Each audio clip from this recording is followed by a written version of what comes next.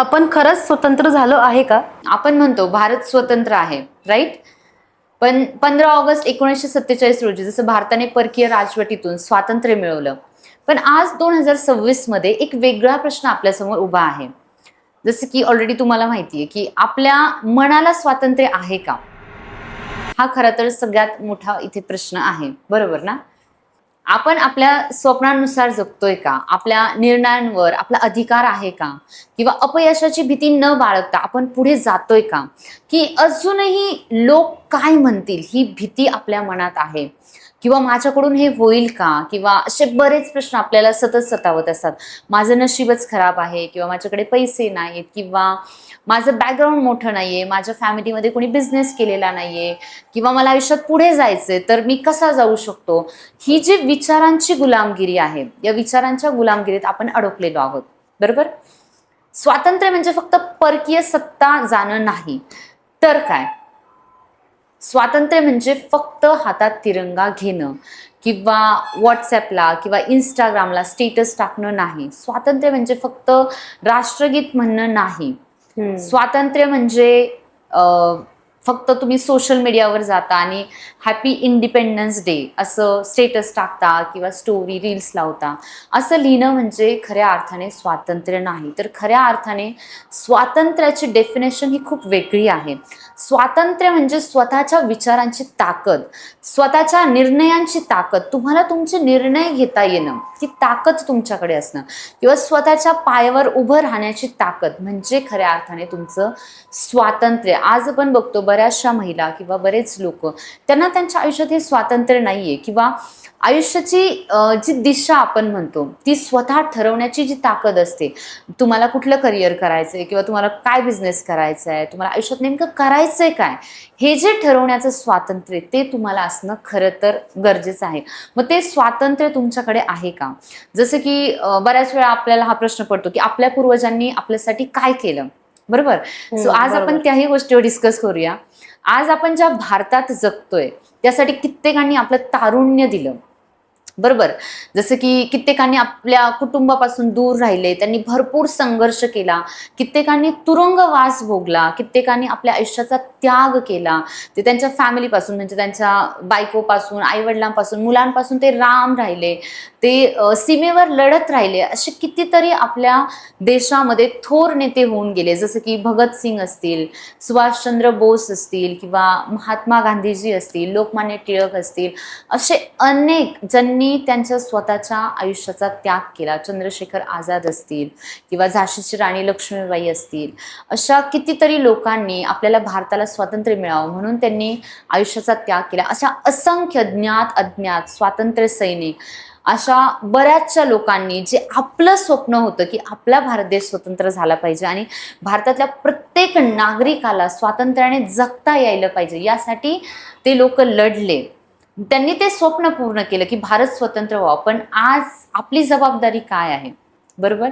आपली रिस्पॉन्सिबिलिटी काय, ही मला असं वाटते खऱ्या अर्थाने समजून घेण्याची गरज आहे. आणि बऱ्याच वेळा आपल्या जबाबदाऱ्या की आपल्याला सोसायटीसाठी किंवा आपल्या फॅमिलीसाठी किंवा स्वतःसाठी काय जबाबदारी, ही खरं तर आपल्याला माहीतच नसते. आजची आपली लढाई कशासोबत आहे, हा सगळ्यात मोठा प्रश्न आहे. जसं की आपण आधीच्या काळी बघितलं की आपली लढाई ही इंग्रजांच्या विरुद्ध होती, आपण त्यांच्या विरुद्ध लढलो, आपल्याला स्वतंत्र मिळालं, बरोबर?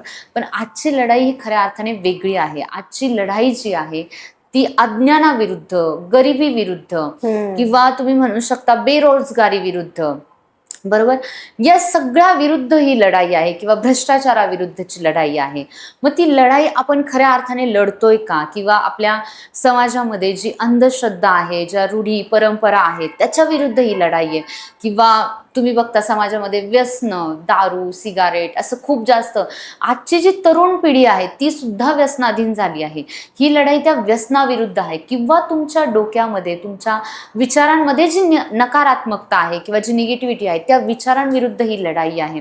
स्वतःच्या भीती विरुद्ध ही लढाई आहे, की आपल्या मनात बऱ्याच वेळा भरपूर अशी भीती असते की माझ्याकडून होईल का, मी हे करू शकतो का, मला लोक काय म्हणतील, आणि आपण फेल होण्याला घाबरतो. आपल्याला भीती वाटते की अरे मी फेल झालो तर काय, बरोबर? ती भीती आपल्याला आयुष्यात पुढे जाऊ देत नाही. मग ह्या ज्या गोष्टी आहेत याच्या विरुद्धची खरं तर ही लढाई आहे. आणि जर तुम्ही मला हा प्रश्न विचारला की सर्वात मोठी गुलामी कोणती, तर तुम्हाला माहित आहे का, जसं की सर्वात मोठी गुलामी ही शरीराची नसते, सर्वात मोठी गुलामी ही मनाची असते. बरोबर. तुमचं मन, तुम्हाला सतत तुमच्या मनातून एक आवाज येत असेल, मी हे करू शकत नाही, माझ्याकडून हे होणार नाही, तुमचे हात मोकळे असून सुद्धा तुम्ही स्वतंत्र नाही. आज तुम्हाला सगळ्या गोष्टी करण्याचं फ्रीडम आहे. तुम्ही पाहिजे तो डिसिजन घेऊ शकता, पाहिजे ते करिअर निवडू शकता, बरोबर, पाहिजे त्या मुलासोबत किंवा मुलीसोबत लग्न करण्याची तुमच्याकडे चॉईस असते. पण तरी सुद्धा तुमच्या मनात एक प्रश्न नेहमीच सतावत असतो की माझ्याकडून हे होणार नाही, मी हे करू शकत नाही, तुम्ही स्वतंत्र नाही. जर तुम्हाला तुमच्या स्वप्नासाठी प्रयत्न करायला भीती वाटत असेल तर तुम्ही स्वतंत्र नाही, तुम्ही खऱ्या अर्थाने स्वतंत्र नाहीयेत. जर तुम्ही लोकांच्या मतानुसार तुमचं आयुष्य जगत असाल तर तुम्ही स्वतंत्र नाही. म्हणून आज मला इथे सगळ्यांनाच ही गोष्ट इनफॅक्ट सांगायला आवडेल. खरं तर 15 ऑगस्ट म्हणजे स्वतंत्र दिन, बरोबर, इंडिपेंडन्स डे आपण सेलिब्रेट करतो.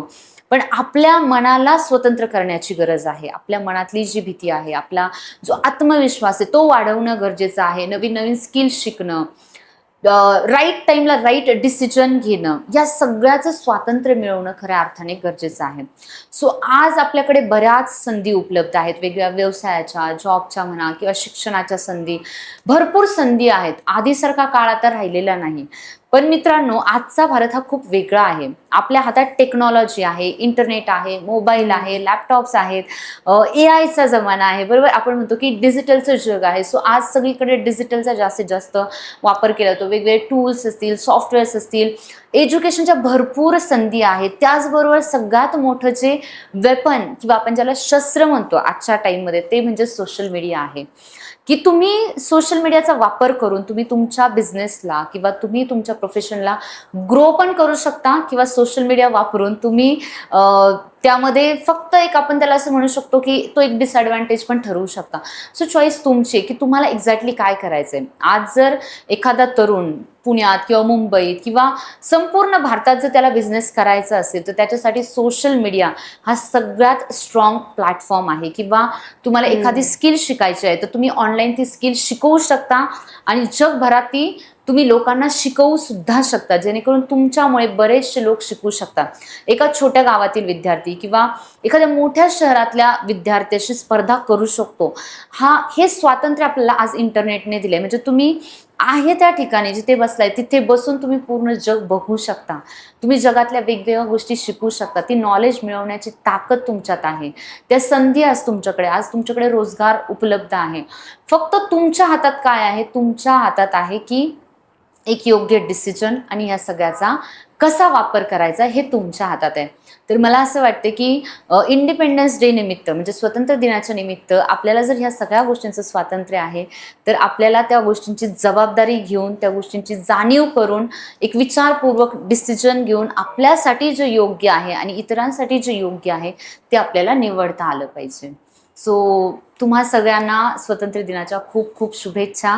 आणि तुम्ही खरं तर खूप जास्त स्किलफुल व्हा आणि तुम्ही तुमचे स्किल दुसऱ्यांनाही शिकवायचे जास्तीत जास्त प्रयत्न करा. या पॉडकास्टमधून हाच मी संदेश देऊ इच्छिते सगळ्यांना.